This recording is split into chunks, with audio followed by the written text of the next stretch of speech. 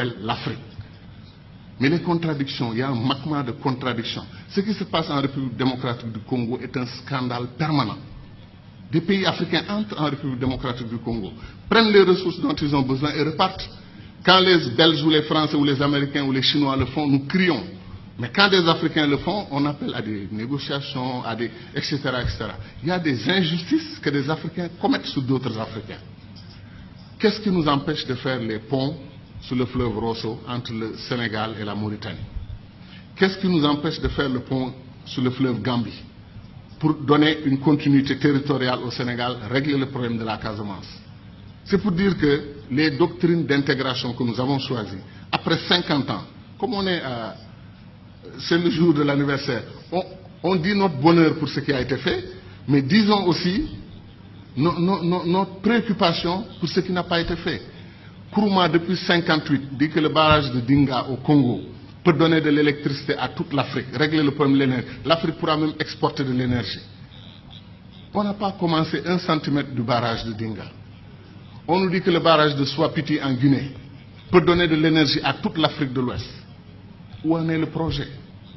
C'est-à-dire des choses simples qu'on pouvait faire et qu'on n'arrive pas encore à faire. Pour aller en Afrique centrale, moi je fais 4 jours.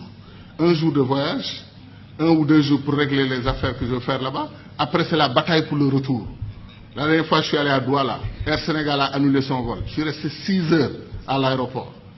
Et après on m'a dit que non, Air Sénégal n'a pas tout à fait annulé. Ils arrivent. On prend 2 avions et on dit qu'on a une compagnie aérienne. 2 avions, ou 2 avions et demi, parce qu'après on a un petit dash qui tourne les hélices, etc. Qu'est-ce qui nous empêche de mutualiser? Air Afrique a été une très belle expérience panafricaine.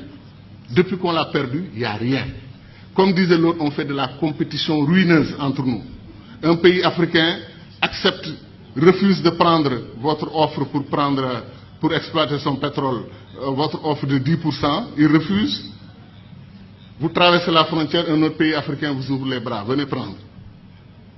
Pourquoi nous faisons des choses comme ça? Donc ce que nous disons, ce n'est pas de la théorie. Contrairement à le sentiment de certains amis dans la salle qui ont pensé que nous, on voulait faire un saut, un puissant saut vers le passé. Non, on veut faire un saut vers l'avenir. On veut accélérer l'histoire de ce continent parce qu'on peut le faire.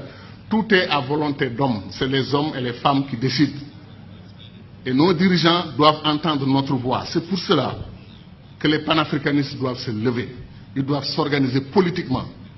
Il y a des Africains panafricanistes qui votent pour des dirigeants anti-panafricanistes, qui ne veulent pas l'unité de l'Afrique. Ça n'a pas de sens. Je pense que les panafricanistes doivent être debout et faire entendre leur voix.